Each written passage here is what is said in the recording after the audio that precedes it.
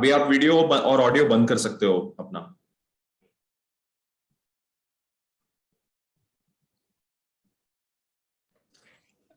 Vipul, thanks for organizing all of this. We're very excited to see the drone in full operation. I mean, we are equally excited about this. We always love sharing what we are doing. So, pleasure is all our, I would say. Perfect. We're going to give a few more minutes. I can see people joining. We'll wait till about 12:04, 12:05 before we start the session. All right, perfect. Sounds good.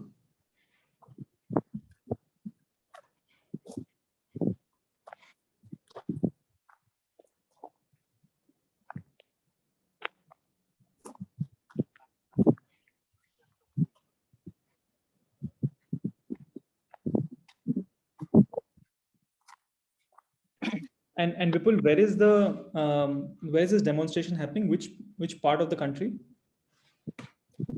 Satara district.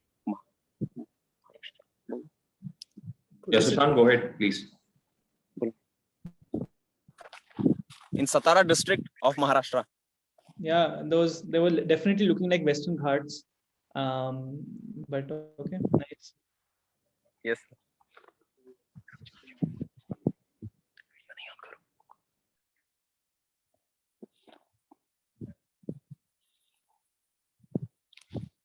Mute your mic, please. Okay.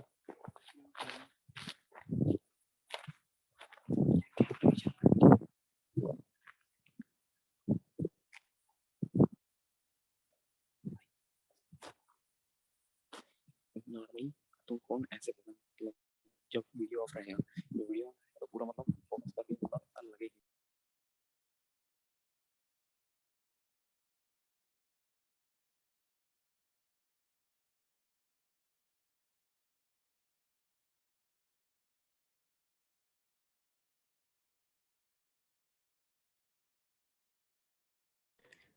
Very good warm afternoon to everyone who joined us. We'll be starting in a minute's time. We're just waiting for giving a little bit more time for people to join into the session.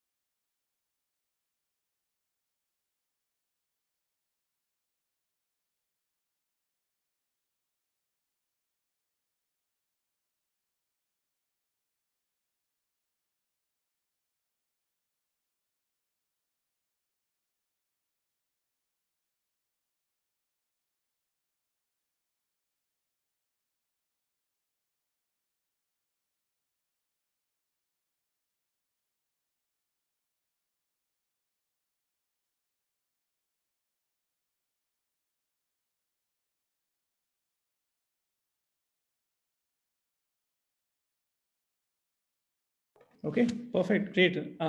Let's get this started. I know there are lots of people eagerly waiting to see the drones in operation. Before we do the actual field trials and the display of the drone, I'd love to introduce all of you to GRIP and then to AUS, and then hand over to Shashank for actually doing the demonstration. First of all, a very warm welcome. Thank you for taking time on a Saturday afternoon to log into this session and understand more about what GRIP is doing, what AUS is doing, and how we're jointly trying to change the way both finance for assets like drones is provided and the drone industry and the impact it has on our economy. As most of you are aware, GRIP is an alternative investment platform. We started our journey almost 2 years ago. The basic idea around the business was to create investment options that have till now not been accessible to common individuals or investors. The top 0.1% of Indians, the richest of the rich, have always had certain options to invest outside of stock markets and fixed deposits, but their options have been incredibly limited when it comes to a broader set of the population. We believed that there was an appetite and interest for everyone to try allocating some of their capital or diversifying their capital into such investment options. At the same time, there were companies like AUS, which were changing the way businesses are being built, value is being created, and these companies were looking for a very different form of capital. GRIP acts as a platform in the middle to create a connection between investors such as yourself and companies like AUS. Over the last 18 months that GRIP has been in operation, we have enabled close to 200 crores in investments from close to 10,000 investors.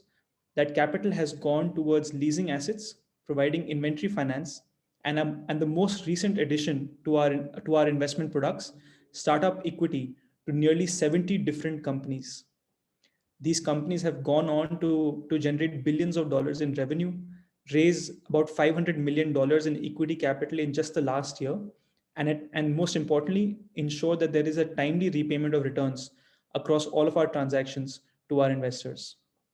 I think what gives us the most highest level of satisfaction is the ability to power businesses like AUS. Vipul and I'll spend some time talking about what are the challenges for the financing industry and drone and how we're addressing it. But maybe Vipul, welcome to this. We've had you on these sessions before, but this one is a little different where we're also going to do a live demo. Would love for you to just introduce yourself, talk a little bit about AUS, and then we'll jump into some questions. Thanks a lot, Nikhil, for giving us the opportunity to present ourselves and also demonstrate our field activities. And thanks a lot to everyone who has attended, who is attending this session on a Saturday afternoon.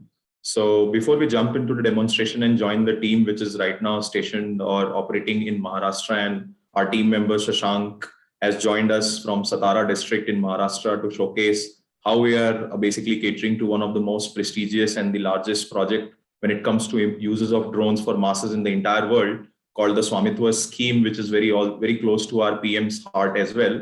I'd like to give you all a little bit of flavor about what AUS is doing and what we have been able to build over a period of time, what kind of problems we solve. So I'll share a slide in order to take our discussion forward and then discuss where the market is, give a little bit idea about the market of the drones and how we are trying to solve some difficult problems when it comes to this market. So as a company, we are an end-to-end solution platform company, which is basically providing business intelligence to multiple enterprises in different sectors. Some of the use cases of the drones, just to give you an idea before I jump into more about AUS, which are prevalent in the market globally, are use cases in the industries like oil, gas, and mining. Drones are also being actively used for industries and sectors of power plants or energy. They are also being used for precision agricultural applications where farmers and companies which are into agricultural businesses are using drones effectively to improve their yield, also decrease their investments into the farming activity. Drones have been conventionally being used, or I would say the first adoption of drones in the entire world happened in the public safety and security, where drones are being used for border patrolling, to do surveillance and even do traffic management and a lot of other activities when it comes to the safety and security of the public. On the other side, drones have been also used and are being used for a lot of live events. Many of you would be watching the aerial views of IPL matches. They are also being captured by drones. So these are some of the sectors which are already matured when it comes to uses of drones. And there are other sectors which are also emerging where the drones are being seen to be used for applications like logistics and delivery of goods, as well as even drone taxis where people will be flying in these drones from one point to the other point to avoid traffic. So when it comes to the overall market of the drone, the earlier concentration of the market was purely towards the developed countries, especially the Americas.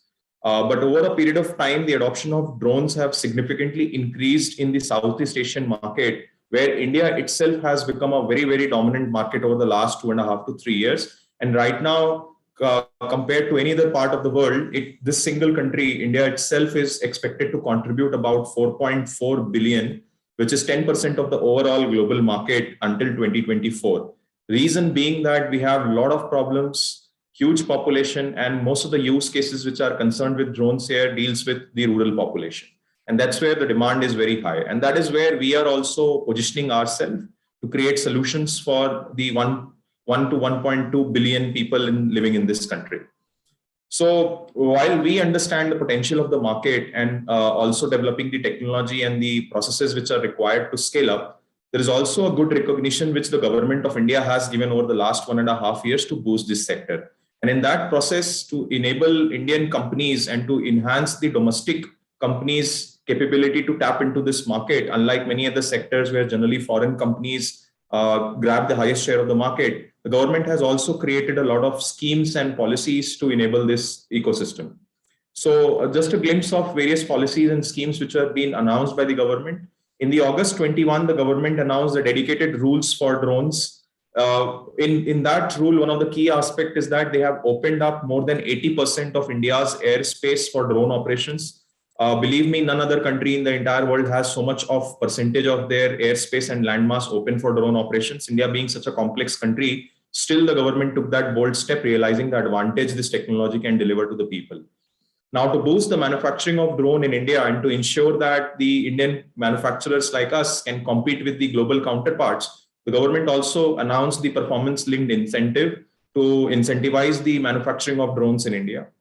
Earlier, the aerial spraying of chemicals, especially on the crops, were totally banned. Now, about 3 months back, the government basically authorized the uses of chemicals through aerial spraying method, but only using drones. So one cannot use manned aircrafts and helicopters to spray chemicals, but they can use drones. And this is becoming one of the largest use cases which the government is also promoting right now, apart from the use cases like Swamitwa. So followed by this approval of using drones for pesticide spraying, government also declared some grants and up to 75% subsidy for procurement of drones for agricultural uses. So anyone, any small entrepreneur or a small custom hiring center can go and take benefit of this subsidy and reduce the cost of acquisition of a drone by 75%. Now, to make sure that these benefits are realized at the highest potential by the Indian companies, recently, about 15 days back, the government of India also banned the import of completely assembled drones, knockdown kits or semi-knockdown kits, but parallelly also delicensed the whole process of importing components which are required for manufacturing the drones in India, which means that there is an unfair advantage which is available for anyone who's trying to develop and manufacture drone within India for the Indian market. And that's where we are also trying to position ourselves and also make sure that we take the maximum benefit of the push which the government is giving to this sector. Now, coming to us as a company, a quick glimpse. We are the leaders in the space when it comes to the commercial applications of drone with respect to our experience, the market share, as well as the use cases which we have solved. As a company, we have covered more than 50 lakh acres of area for different applications of drone in surveying and mapping. We have mapped more than 200 open cast mines for private and public enterprises. We have covered more than 250 stockyards for various power plants and metal plants when it comes to the conglomerates in India. And we have mapped more than 35 cities in India with respect to urban planning, property taxation, or even smart city design related activities. So with this, we are also one of the fastest growing companies in the sector. We have been growing at about 250% year on year in our revenues. And we are also the only profitable company in this market as of now. While we have been doing all the focus on technology development and business development, we have also formulated and being vital in making these or suggesting these policy changes to the government as the founding member of the Drone Federation of India, which is the primary body representing the entire drone ecosystem in India. So we enjoy our relationship with very known conglomerates like Tata Steel, Aditya Birla Group, Vedanta, Adani, and many public sector organizations as well, like the Coal India, the NTPC, the Survey of India, which is a Department of Science and Technology organization. And with the contributions which we have made to the market, with the technology we have and the growth we have been able to demonstrate, we are also supported by some of the known deep tech venture capital investors in the sector. So these are some of the sectors which we serve today, mining, metal, power being one, infra being another, urban and rural planning being the third, as well as precision farming, where we are entering, we started entering just now.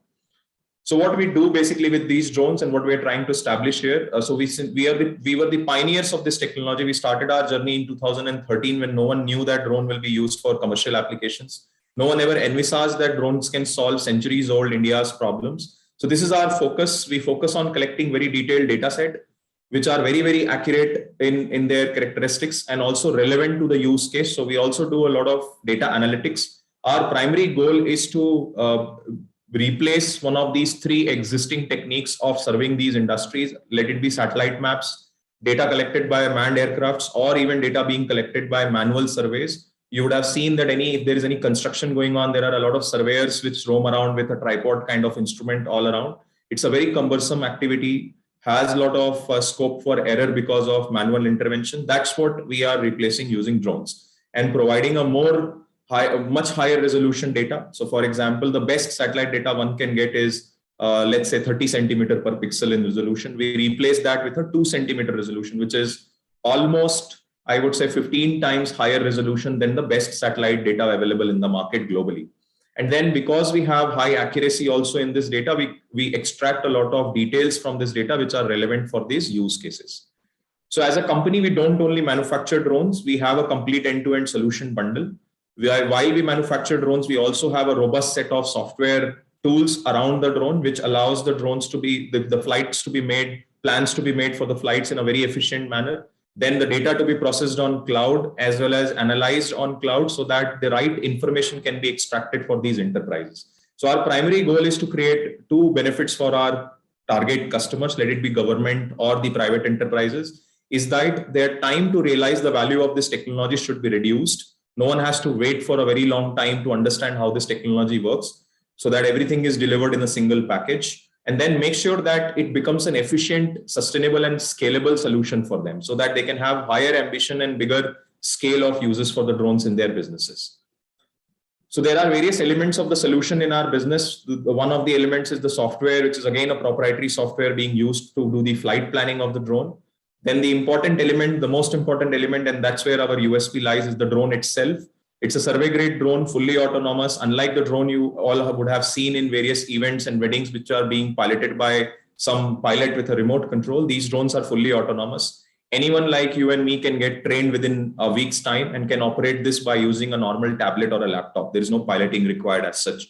And this drone has been made for primarily surveying and mapping applications to serve the industries which we are targeting right now. And this is the drone which has been also used for the applications of land records mapping, which is going on across the country. So just to also give you an idea, this was the first drone to be also certified by the government of India under its new set of standards and policies.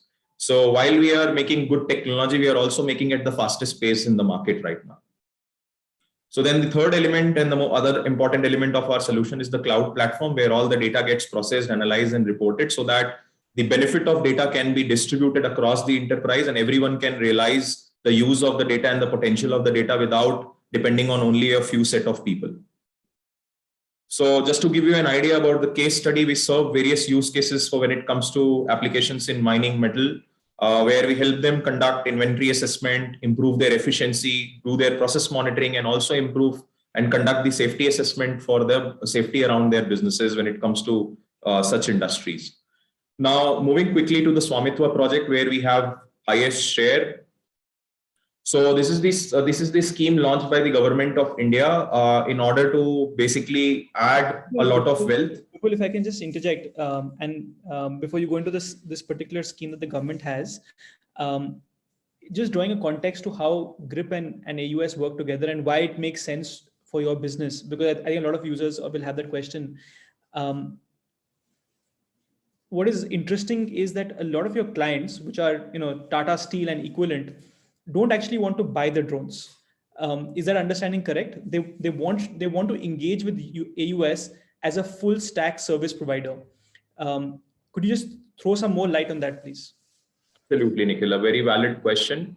See, any of these enterprises, for them, if there is a lot of learning involved in, let's say, understanding a new technology and operating it, and then there are, let's say, regulatory obligations also, that their speed to adopt a technology and scale with it reduces.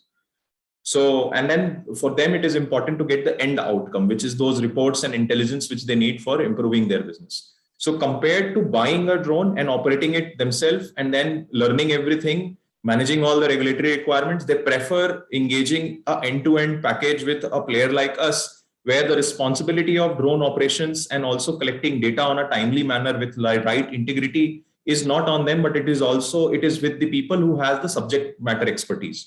So that way the impact of the solution is delivered almost immediately. And that is why they engage us for a very long-term period. For example, our engagements with companies like Hindalco and Tata Steel have been since the last 2.5 to 3 years. And then we have commitments for another 3 years with them.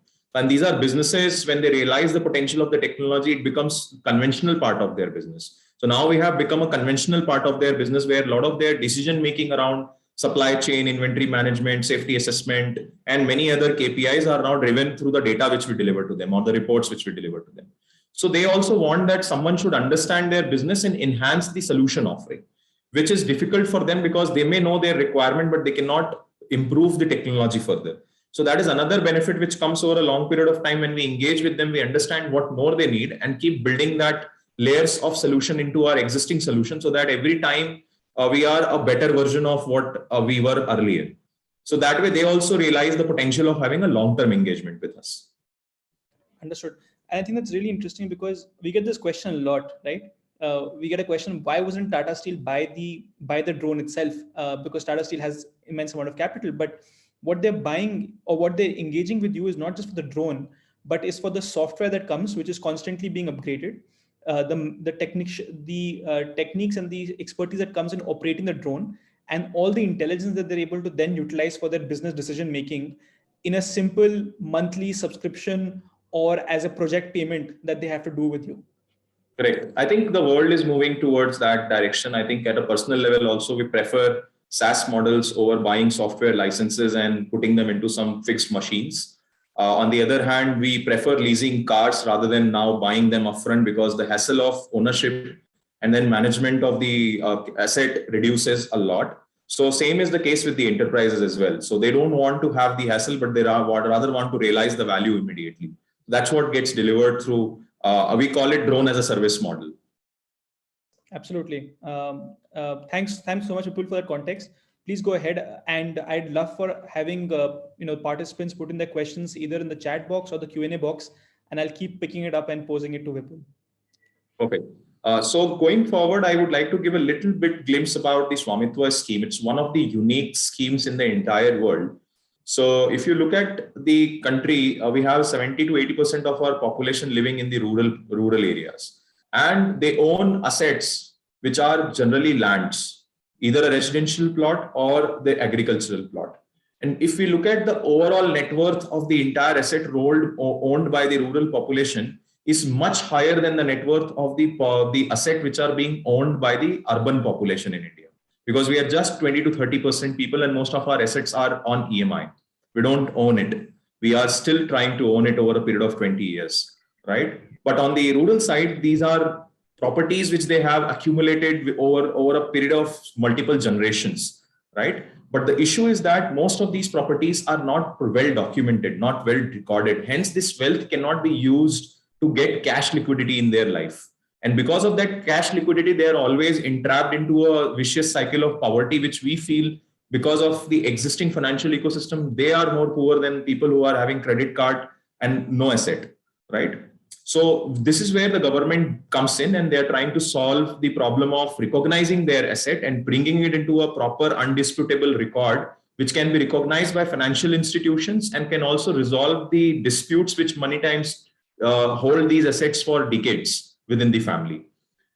So why land records and why drones to be used here? So earlier government tried to solve this problem by conventional methods. From last 2 decades they were trying and they couldn't succeed because of the sheer disadvantages which are there in the speed at which the data is collected through conventional methods, the accuracy which can be delivered, the scope of errors which are there because of a lot of manual activity involved. And India being a large country, you start from one point and reach the other point by the time everything changes. So some 2.5 years back, people like us went to government, demonstrated that this is a technology which can solve this problem and in less than 5 years and can really bring 1 billion people into the mainstream financial ecosystem and create the $1 trillion economy which we are envisaging to achieve over the next 5 years. So with a series of validations and pilots, the government ultimately ended up concluding that this is a technology which can solve this problem and created the Swamitwa Scheme, which is about mapping all the villages in the country, 6.6 lakh villages in the country using drones. So just to give you an idea about what is this problem all about, look at this map. This is the map of a particular village in a country. Okay. Now in this map, the center portion, which is the patch which you see shaded, is the patch where people live. So most of the land which is marked are, let's say, 50 years old markings which have been made about their land. But there is no recognition of the plots which they own in that center gray patch. So hence there is no record for it. And hence you cannot use that land to, you cannot mortgage that land. And in India, agricultural plot cannot be mortgaged. Only a residential plot can be mortgaged. So it's a chicken egg problem for them. Now, if you look at the satellite map for the same area, if we take up the boundary, you'll see that if we overlay the earlier map which we were showing, which exists in government records, we'll see that this whole patch is blank. And a lot of these houses have already gone outside those boundaries which were created a couple of decades back. Expansion of the area has happened, but there is no record of it in the government records. So a banker will never recognize this. So this is the problem which the government is trying to solve and has already executed this for more than 90,000 villages out of those 6.6 in the last 1.5 years. So the idea is to bring the financial stability in the rural population by recognizing their asset, create accurate land records, and use that to also improvise the property tax and make sure that people are able to use these assets and their ownership records to get benefit of the financial ecosystem. And when we have this kind of the data existing, we also know what is the actual situation of a village.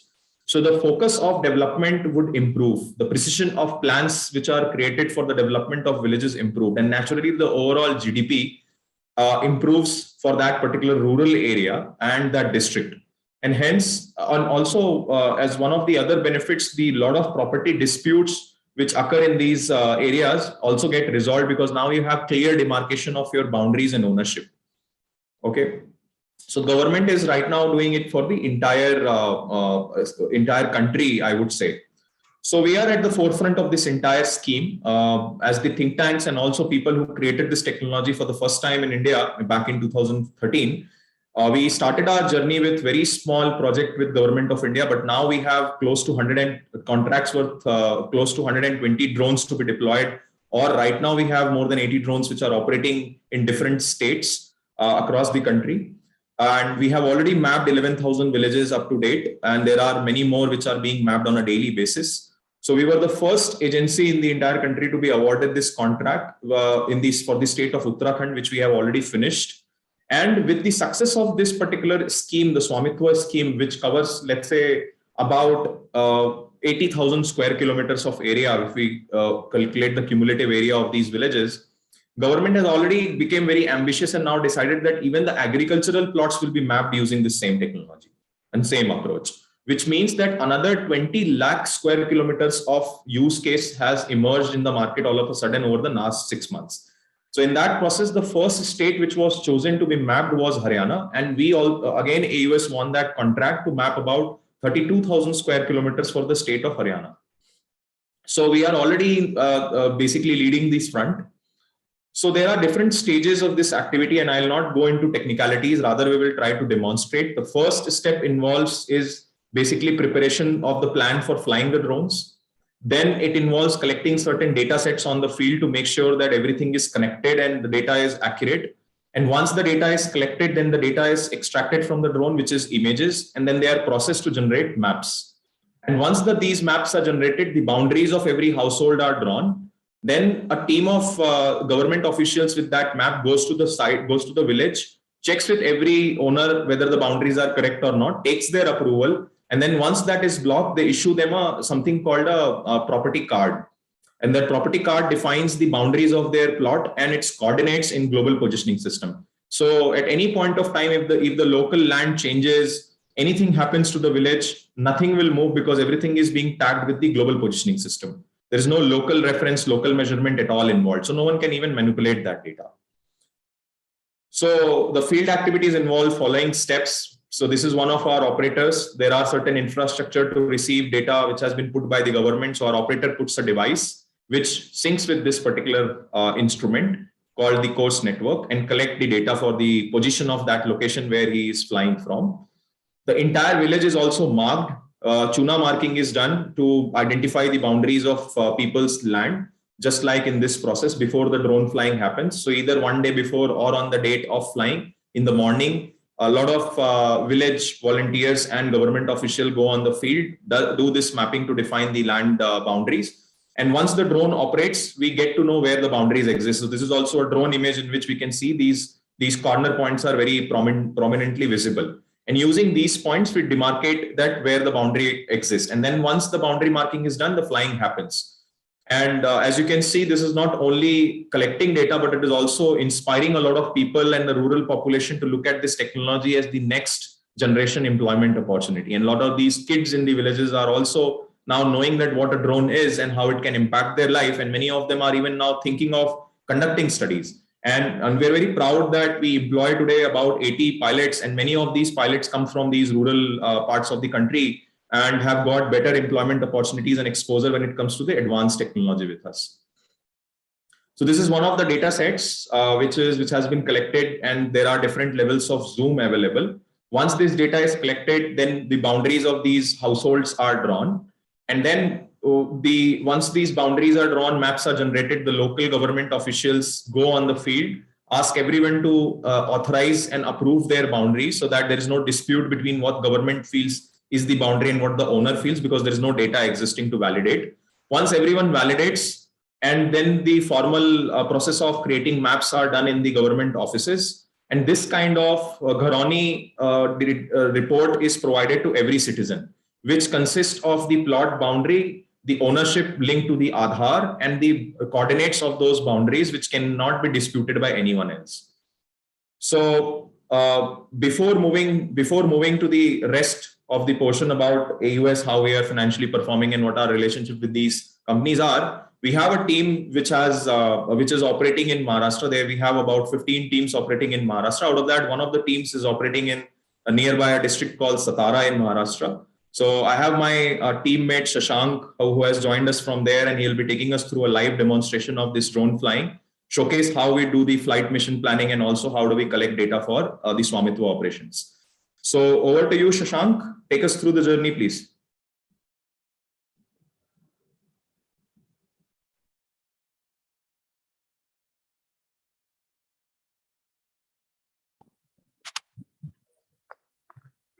Thank you, Vipul sir, for giving us this opportunity at AUS Operations to showcase our skills that we do on the ground here.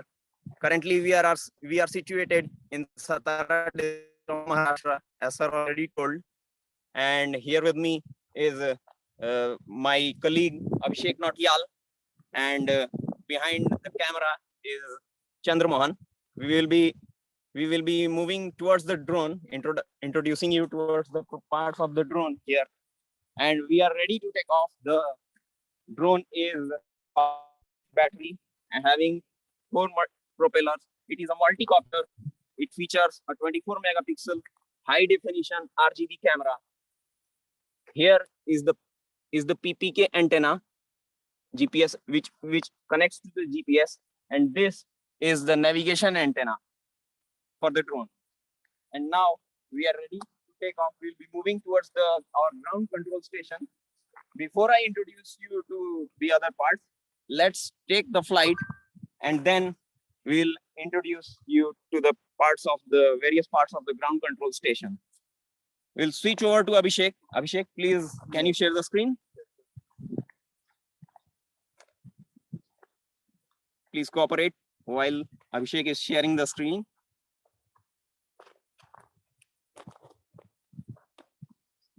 Here we can see the position of the drone on the screen.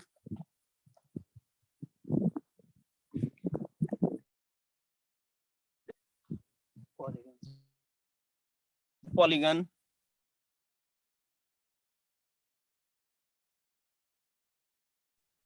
For our viewers, easier understanding, since the team is joining from a remote area, so there is a little bit lag in the network. They are right now planning the flight, which using our ground control software, Skylink. The team there has selected a boundary of the area to be surveyed and has given certain parameters, which will define that how the data will be collected and what path drone has to follow. So all these parameters basically ultimately govern the quality of the data. and the rest of the activities are basically done by the algorithm. So the whole flight has been planned by the mathematical algorithm meeting the requirements. Yeah, over to you, Shashank. Yes, we can see the estimated time required is 4.8 minutes, and the altitude at which the drone will be flying is approximately 120 meters. And the area of interest is 4,167 square meter. And the farthest number of images it will be capturing will be 36. And the farthest distance that it will go from the current position is 162 meters. Abhishek, are we ready for the flight? Yes. He's sending the waypoints. Is verified. Now I would request our camera person to switch to the camera towards the drone.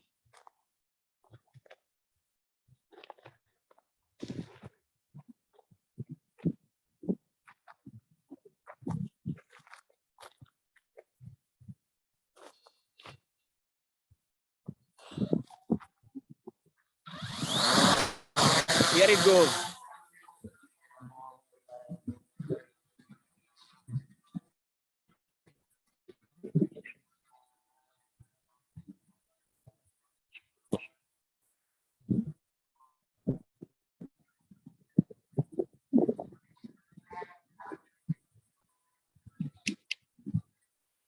As it moves towards the first waypoint, we will be switching over to the Skylink software on the ground control station.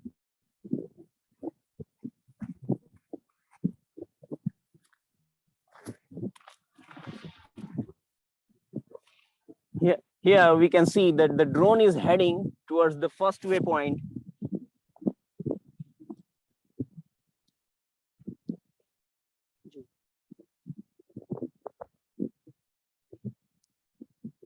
We can see the yellow patches where it takes the photographs. And it is heading towards the waypoint 2. We can see the satellite counts of the two antennas that I told you, PPK antenna and the navigation antenna, and the ground speed, and also the current battery voltage. We can see the health of the drone is healthy according to the satellite counts. We can also see the current time in air that it has spent is 1.6 minutes.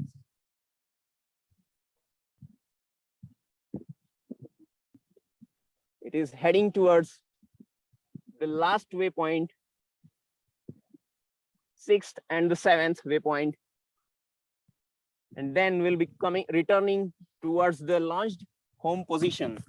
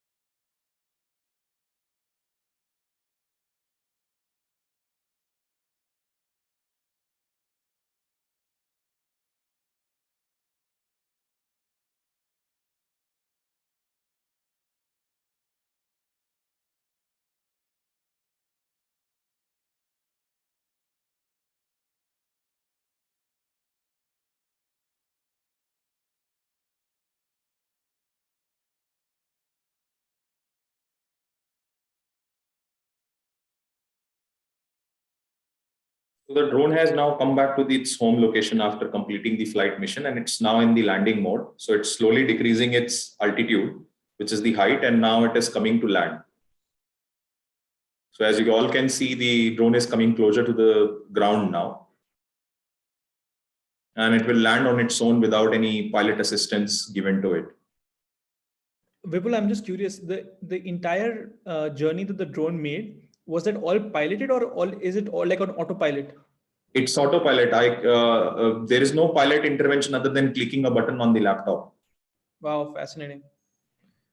Seeing the drone take off, fly, and land, it's just goosebumps to maybe to see this kind of operations deliver.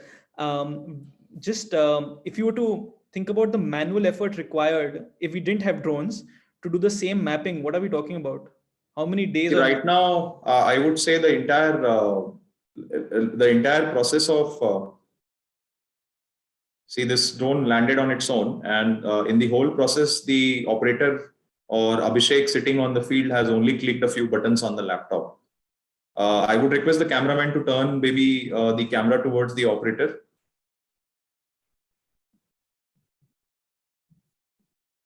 So this is how the operations generally are. I mean, just using a laptop. Just incredible to see this. One of the requests we have is it possible to see an image that the drone captured, or is that not possible immediately? We can pull out the images. Meanwhile, I mean, I'll ask the team to extract some images which the drone has captured on the field, and they can show those images or the mission, the whole set of image which has been captured in the mission. Meanwhile, I'll answer your question, which is around the time which it takes generally. So see, that's okay. The field team can actually stop sharing the video and maybe focus on getting the images, and then we can share the screen. So see, today, if you want to do this, I want to thank the field team for all of that. Thank you so much for making this happen, Shashank and Abhishek. Thank you, everyone. Thank you, Shashank, Abhishek, Chandramohan, for the lovely demonstration and coming on Saturday afternoon.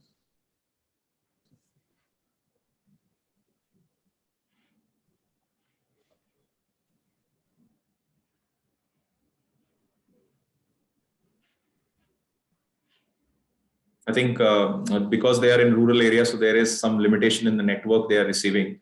Earlier, the plan was to operate within the village, but then the network was very, very poor there. So they had to really move out a little bit towards closer to the nearest tower there.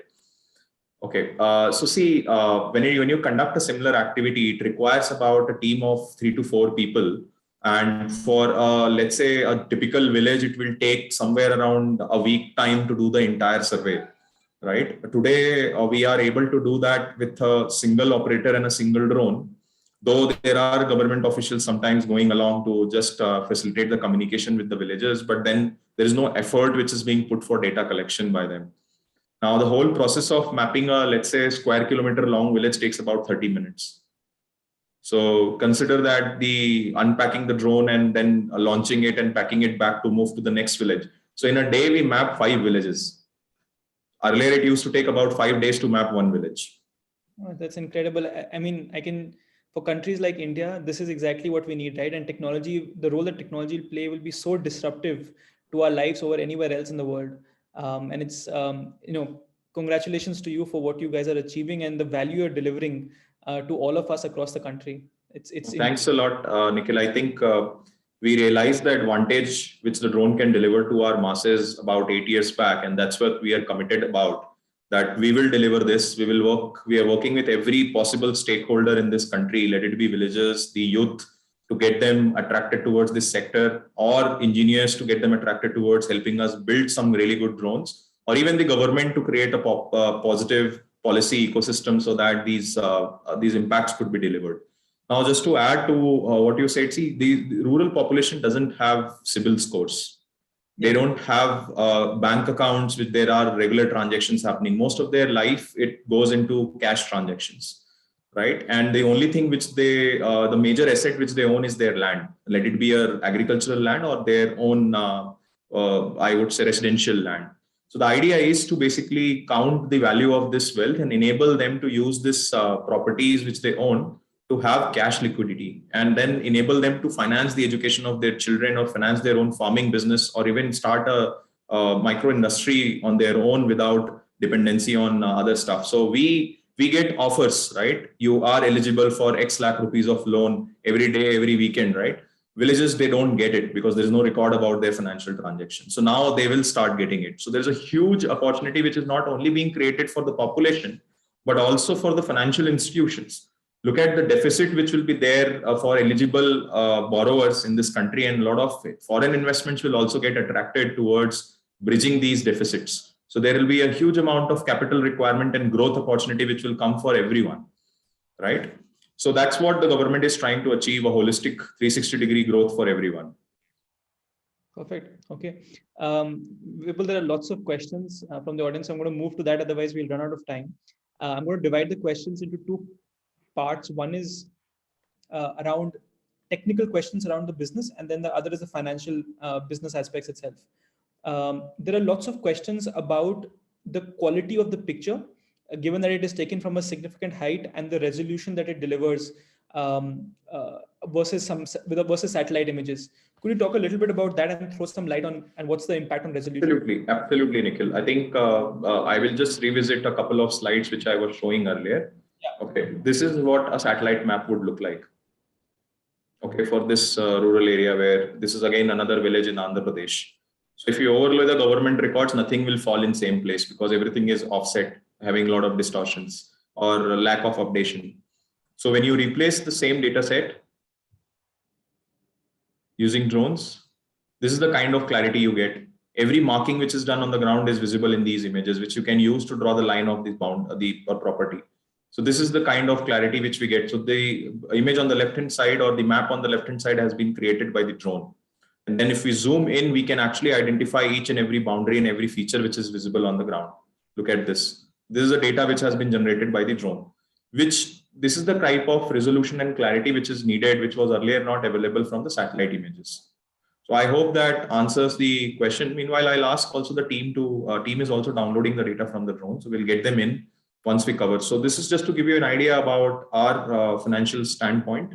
Though being a public event, we cannot be very detailed about everything, but this is a gist of our financial stature right now. We are the single largest company in this segment as of now in the commercial use cases of drones with the highest market share. So we have been growing at about 250% in our revenues on year basis. Also, since the last 3.5 years, we are a profitable company with EBITDAs more than 25%. This is something which no other company in this segment has yet achieved, profitability and such strong EBITDA. As of now, as on today, we have orders worth more than 50 crores in hand. Our team strength is about 120 members. Again, we are headquartered in Bangalore.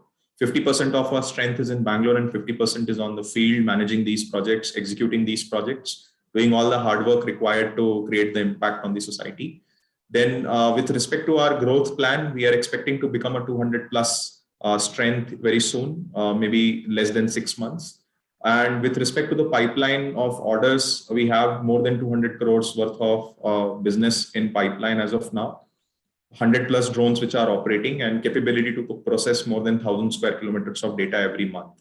So there has been a growth, consistent growth in this organization, even in the non-conducive policy environment. Now the policy has become very conducive. Hence, the growth which we are expecting over the next 12 months is going to be not 250%, but 400% in our revenues, because we already have 50 plus crores worth of orders. Most of these orders have been won in the last quarter. So majority of the revenue will be realized in the coming financial year. So in the coming financial year, while on the conservative side, we are expecting that we'll be closing revenue of 35 crores. But with respect to the current demand in the market, we feel that there is a very high chances that we'll cross a 50 crore revenue mark, which will be about 4 times growth.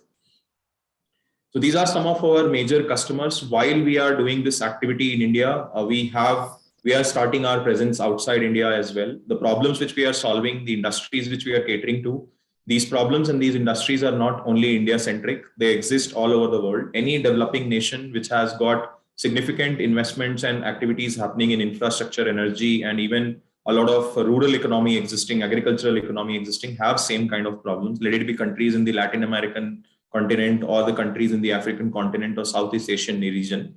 So AUS is currently expanding itself. We are out there in the market raising required equity funding as well, so that we can scale up quickly. In that process, we have already started creating relationships with some of the most impactful organizations in the world, which includes GIZ, which works very closely with the United Nations. and have fostered very strong relationship with some of the large conglomerates when it comes to their mining, power, and infrastructure businesses. So this is what about our current journey has been. Just to give you an idea, some of the, just to take a case study, our journey with these large conglomerates started 3 years back, where for them this technology was an experiment. And our businesses with them started with a very, very small ticket size of less than ₹1,00,000 in a year. And then over a period of last 3 years, we have reached a stage where we are signing long-term 3-year plus contracts with them with value of more than $1 million per year. So that is the kind of scale up which has happened in just 3 years with these large conglomerates, where we have scaled up more than 25x in our revenue potential or revenue commitments from these enterprises. And the reason for this is that we are the only end-to-end solution provider at this scale in this country right now. The time to value which we have been able to deliver to our clients is one of the best in the entire market globally. And we have been able to demonstrate scale and consistency in our results across the geographies and across the industry sectors without a glitch. And we have been very agile to also adapt to the changing environment of standards, policies, and expectations of our client, because the reason being is that we are the people who created this category. So we know how strategies function in this particular sector. And on the other side, we have all the technology pieces which are involved from either the hardware of the drone or the software completely being developed in-house. So we have control over the evolution of the technology and adoption with respect to the market expectations. So we are very quick in adopting what the market is expecting, with a very strong set of engineering and founding team in place. So this is a quick insight about us, what we are doing. And then I would tell you the philosophy of AUS. We started our journey, we got inspired with likes of Dr. Abdul Kalam and Jamshedji Tata, and with a vision that if we are out there to build a great nation, it cannot be done with a borrowed technology. We have to build our own technology, create our own technology. The cost and the time is definitely high, but the long-term value which is realized is significantly higher than that. Look at our space technology, look at our aviation, look at our defense technology. Anything you call it, let it be SaaS, let it be software, telecom. Today, we are the best in the world. Look at the fintech sector, because we believed in creating the technology for these sectors and slowly created a domestic version of it, which fits into the Indian requirement rather than borrowing something which fits into the Western requirements, but being, I would say, forcefully fitted into Indian requirement. So that's what we are all about. We have been able to do it at a very, very low cost, at 1/3 the cost at which any foreign technology would have been able to deliver these results, because we have developed it indigenously. So that's what we have been chasing, make the technology not only impactful, but also affordable, so that its impacts can be realized at scale. Okay. Thanks so much. And Vipul, great to hear that philosophy. Unless you have that right, I think everything else is less meaningful. I'm going to quickly jump back to a few other questions. Just on the business side, you're obviously funded by some of the best venture capital investors as well. Could you talk a little bit about that? Yes, definitely. So our funding journey started in 2016, when a few people realized that we are trying to really do something really ambitious and game-changing, because for the first time, these investors were looking at someone who's trying to create a new category from a global market perspective. Because in 2015-16, such drones and such use cases did not exist globally. We were almost the first people to really talk about such use cases and such kind of technologies. So then subsequently, we got invested by funds like 314 Capital, Startup Exceed. Subsequently, more investors came in, GrowX, 314, the 500 startups from a foreign investment perspective, and a few HNIs which are very well known for their investment into some of the high growth, I would say, startups in the market. So since 2017 to 2021, we kind of kept ourselves completely afloat on our own profits. We wanted to create that journey because it helped us understand how to run a high growth and profitable business, which is a very difficult combination to achieve, especially when someone is in a deep tech sector, which requires consistent investment into R&D and upgradation. So we could deliver that because I think there was a challenge which was presented and a perception which was presented that one cannot have a deep tech company which is profitable and high growth both, right? So we delivered that growth, and then also we raised a few rounds of, a small round of funding in the financial year 21. Now, after a certain significant milestones getting achieved and the market ecosystem changing, we are out there in the market to raise a significantly larger amount of funding. And as we achieve that milestone, announcements would be made and people would get to know. But From a growth perspective, we are aiming at becoming a unicorn over the next 3 to 4 years time, and probably become the first company to be listed in this sector. Because from the perspective of making an organization which is high growth and profitable, I think we have already created that track record, which has been very difficult for very known startups in the market. Even today, though they are unicorns, but they have not been able to prove profitability of their business model. So that's what we are chasing, and that's what our plans are with respect to fundraising and also going public. Got it. Vipul, if you could talk a little bit about competition, especially from a light of the constant innovation that will happen in this space and how AUS will stay ahead. See, staying ahead is also being able to perceive much earlier than anyone else can perceive that what will be happening next in the market. So I think from that perspective, we have already demonstrated that we have perceived way before even market could perceive that there is a solution which exists. We have been able to create new categories and create that awareness among the market, let it be public sector or private sector. So I think that is one of the USPs which we will be continue playing upon. And then being also part of the strategic set of people in the country which are working closely with the government on enabling these technologies, there is always an advantage of which comes into picture, knowing that what could be the potential use case to emerge in the near future. On the other side, most of 20 to 25% of our revenues are every year dedicated towards R&D. We are one of the strongest technology development team when it comes to this sector. On the competitive edge, I would say that we are the only end-to-end solution provider. So we have either people who are trying to manufacture drones, and maybe those numbers will increase because there is now a ban on the manufacturing of drones. And then there are people who are service provider who have been mostly engaging consumer grade drones, which were imported earlier, to do basic generic services. So when it comes to doing a scaled operation, that to doing a precision and accuracy driven activities, there are a lot of nuances and optimizations to be done at different stages. How a flight of a drone should happen for a different type of area, what all elements should go on the drone when it comes to the hardware, and how do you make sure that the ROI on the drone is very high so that it doesn't fail at mid of its life. For example, most of our drones have operated in very high hilly regions of Himalayas and have completed more than 1,000 flights. So the ROI which itself we deliver on our drones is more than 500 times for any of our users. And the cost of these drones are lesser than the cost of a equivalent or lesser performance Chinese drone one would buy today.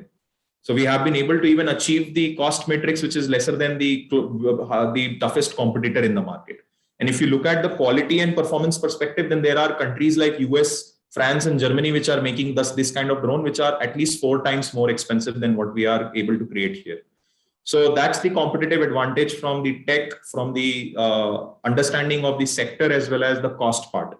So when it comes to the sector, I think we have an advantage of coming in this sector of using drones for commercial applications 8 years back.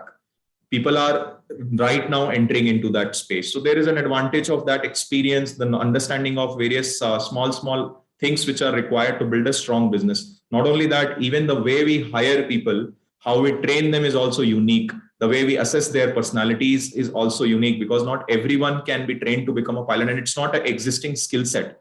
You need to have people with the right attitude and aptitude to be identified from the masses. And then they have to be trained from scratch to become a successful drone operator and not make mistakes on the field. So those things and those nuances are something which is very difficult to understand. Unless you fail 100 times, you can't learn all that. So I think for anyone to catch up with us, they'll have to fail faster, fail at a very massive level, because we have failed multiple times in between and learned a lot of things over the last 8 years. So someone to really catch up in next 12 months, they will have to fail as much we failed in last 8 years, I would say. That's a good way to put it. We're running out of time, Vipul. I'm going to just quickly launch a small poll. As you know, that we have an opportunity live on our platform for investors to actually participate in leasing drones to AUS. I want to make sure that I highlight that on this call. Unfortunately, 84% of that opportunity is already financed, but would love to encourage everyone to try it out if they enjoyed listening to you. At the same time, we're obviously going to be working very closely with AUS on various types of opportunities, including speaking to Vipul about an equity opportunity in his upcoming fund round. Vipul, I know there are other questions pending, and I can see more comments coming as we speak.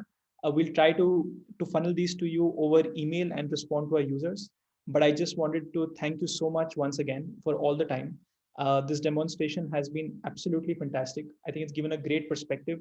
And personally, as a company, speaking on behalf of GRIP, I think it's great for us to be able to see the impact we are delivering in a very small way to your business by making the financing possible.